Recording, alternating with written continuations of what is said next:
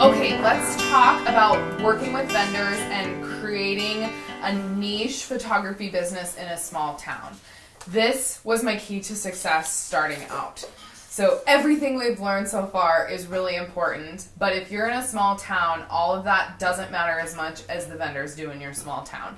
So you want to stand out amongst the crowd by being present with vendors and being the go-to person for your vendors that they will refer. You want to have word of mouth referrals. You want them to tag you. You want them to repost. You want to do that. So one thing I would say is this really fosters the community over competition. You want to ensure that your vendors know that you love them and you're going to treat them really, really well, and you're not just using and abusing them for their stuff. That is the hardest thing, is in the back of your mind, you think that that's what you're doing, and that is how it's going to feel and how it's going to look on surface level when you first contact them. So go above and beyond so that you're not every photographer that's reaching out to them. So with styled shoots, the main thing I would say is be selective with your vendors. Like, a styled shoot is the one time where you get to showcase to your ideal clients what you can do. And if you're styled shoots are no joke. Like, they're hard. They're a lot of work. And so you want to be selective with the people that you work with because it's going to be a lot of time and effort going into it. And then the initial contact with those ideal vendors for you, really just talk about who you are, why you're a photographer, why you reached out to them, what they can offer you, and explain what they can get out of it. So I'm constantly telling them, like, I will repost, I will tag, and you gotta follow through. And you need to give them photos. It's, again, like, under promising, over delivering. Like, give them highlight photos right away when it's fresh in the vendor's mind. So whoever gets photos up tomorrow to all these vendors, I'm just saying, it's not a race, but it is, because they're going to post your photos. So that's what I would do. And I'm going to let you guys do that, and I'll give them to the vendors like later this week or something, my photos. So just remember that I'm going to let you have that. So I want you to start making contacts with these people as well. There'll be referrals for you. And then talk up publishing. If you're doing a styled shoot, you should be doing it for publishing purposes. And here in Montana, we should be doing it for Rocky Mountain Bride.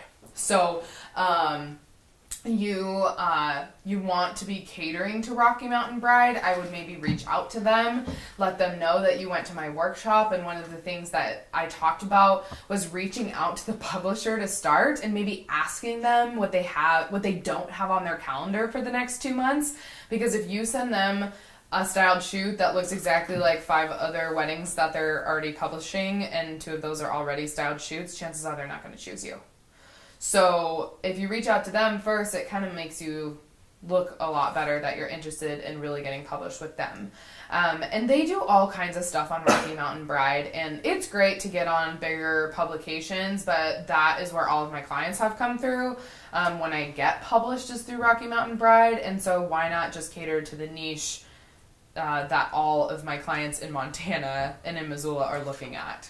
You know, that I'm not trying to attract the green wedding shoes, Style Me Pretty clients. Those aren't my clients. They're looking at Rocky Mountain Bride. So that's where I would start. And then talk up publishing. If you get Rocky Mountain Bride to say yes to a shoot of yours, then you can talk it up, and it's true to all of your to all of your vendors. We're going to be published on Rocky Mountain Bride. How exciting is that? They have a reach of blah, blah, blah. And Rocky Mountain Bride gives you all of the information that you can tell your vendors that you work with what's going to happen. They're going to blast about it. You're going to be on this. You're going to be on a blog post. You might be in the print magazine, what have you. The biggest problem I see photographers make is pretty much twofold. One is maintaining contact with these people. So you drop off the face of the planet after they did something for you. That's not very kind. And it doesn't show them that you care. And so maintain contact with them, engage all the time on their Instagram and Facebook posts. send them thank you cards, and then maybe tell them that you're thinking of another shoot, either through email or through a handwritten card. I love handwritten cards. They're not going out of style in small towns, and they mean a ton because everything's virtual and digital. So I'm constantly sending all of my vendors thank you cards in my handwriting. I think that's really important for small town photographers. And then the other problem that I see people make, hold on, let's just continue with maintaining contact. 1 week until the styled shoot, you've been maintaining contact until the styled shoot, but 1 week, you want to just continually contact them that whole week. I've heard nightmares of styled shoots where people drop off last minute, and so you want them on board, on, hook, line, and sinker through that whole week so that you don't get stuck between a rock and a hard place.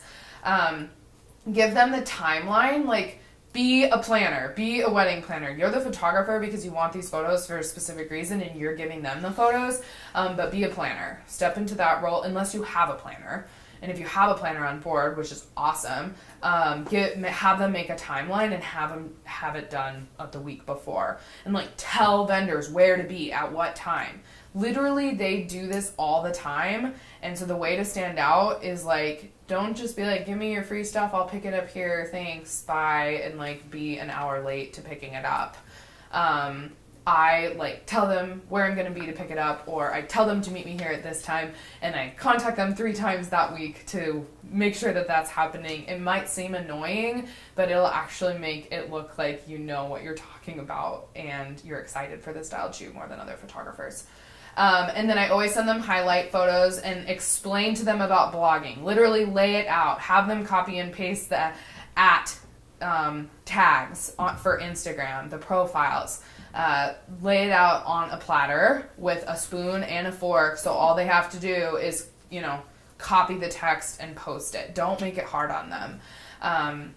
So I challenge you to do that with this. I'll send you the emails, and then you do it as well. And just do it as a practice. They know that you're here, but they'll appreciate it. And I bet they'll probably post all 4 of your guys' accounts if you just spoon feed them what they need to post or what you'd like them to post. Make sure you are highlighting all the vendors. The one thing that has happened in the past is my assistant will forget a tag on a vendor, and they are so upset about that. So don't forget to tag all your vendors. Or if you do forget, give them some extra love. Post 2 more photos that give them extra love. And do it the next day so they're not at the end of the tap, tap, tap, because people don't see those last photos. So do it the next day when it's fresh. And then send out the email if you don't have a pre-approval from a publisher, send it out immediately and get the hype rolling for getting published, and maintain contact until it gets published. Because you'll do the styled shoot, you're maintaining contact. Don't drop off the face of the planet just because you're trying to get published. Let them know you're making waves, making steps to get published. And then when you get published, keep the hype up, because I bet the published date isn't going to be till 3 or 4 months down the road, sometimes 6 months down the road. Working with vendors at weddings, I am really careful to ask for vendors' emails from all of my clients, and sometimes you don't get all of them. Okay, they do a lot of DIY, my clients do, and that's totally fine. But I always get the vendor list from the bride about 1 month prior to the wedding. That's in the wedding questionnaire. And then I email those vendors, and sometimes I have to do my own research and go onto their Facebook pages. Facebook business pages is the easiest way to find contact emails, because if you go onto websites, sometimes they have contact forms and it doesn't have their email on there. But usually Facebook business accounts do. They require it unless they hide it, but most don't. So tip.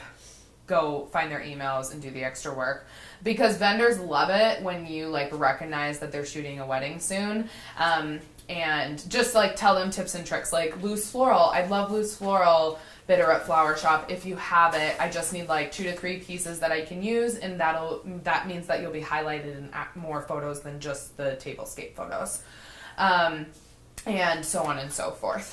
For vendor highlight images and thank yous, I pretty much just do them all online, because they're not personal like a styled shoot is, where you've worked one-on-one with that vendor. So I always send them the highlight images. So when I'm doing a wedding, I do the blog post, and then I send the clients their highlight images.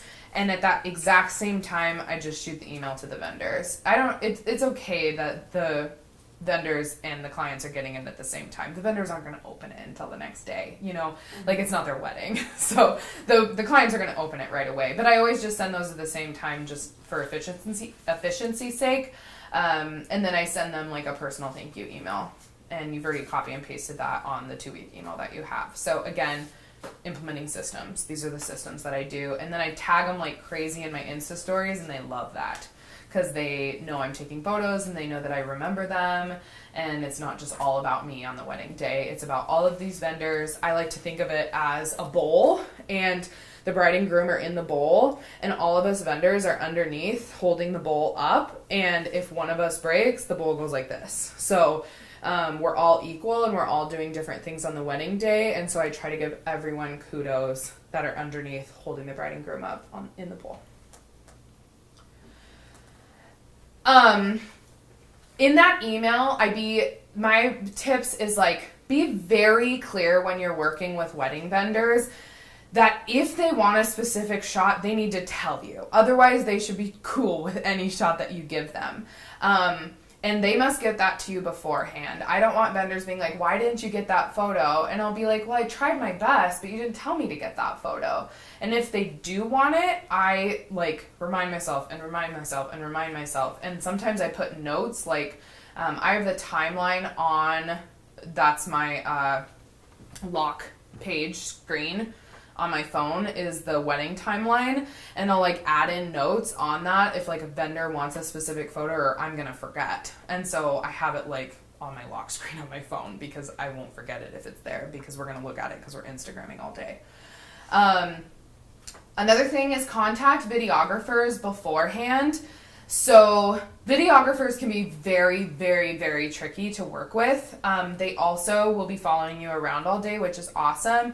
I just try to be very clear with videographers on what they can and cannot do. And I make contact with my clients and ask them what's the priority. And I've never had anyone say that videography is their priority. Videography is usually like this add-on bonus to their wedding, or it's an afterthought, or it's a friend that's doing the video for them, and they have no idea what they're doing is usually what happens in small towns. So unless you have a videographer who's been doing it for a very long time, but that's not the type of weddings I really shoot. It's usually an add-on to my client's wedding package as a whole. So with that in mind, I try to figure out who this videographer is, how long have they been in the business, have they shot weddings before. No matter what, I talk about taking still shots with the videographer. The biggest problems I have had in the wedding industry is that they will post still shots the week after the wedding, and then people will repost those, and then they look like the photographer. And I don't think that's fair, and I don't think that is the way to foster community over competition. I feel like they're stepping on my toes, and it just gives me like a little bit of heartache and makes my stomach hurt, and I feel like they don't respect me. And I set up that pose and I set up that shot, and I'm not taking video. Like I'm not stepping on their toes and posting videos. So I don't think that they should do that with me, and I have just learned to make it very clear to them that they can take still shots, but I would appreciate that they wait 8 weeks after the wedding until they post those on their account, because I get it. They need still shots for their Instagram account, they need still shots for their website. I'm not going to say no, but just respect that I'm the photographer and you're the videographer, and I'll do the same. And I say 4 weeks out here. I would say 8 weeks out though, is what I have started to learn is best practice, because I want to repost that wedding for a couple months. So I want to be the photographer of that wedding. And then just be super, super nice with all the vendors day of. Like, everyone's stressed, everyone's trying to help day of. And if you're like not very kind to a vendor, they're never going to refer you. They're going to remember that moment in time because they were stressed out, and that's the moments they remember. So just kill them with kindness. That's what my mom always taught me. It goes a really long way. That's what I have for vendors.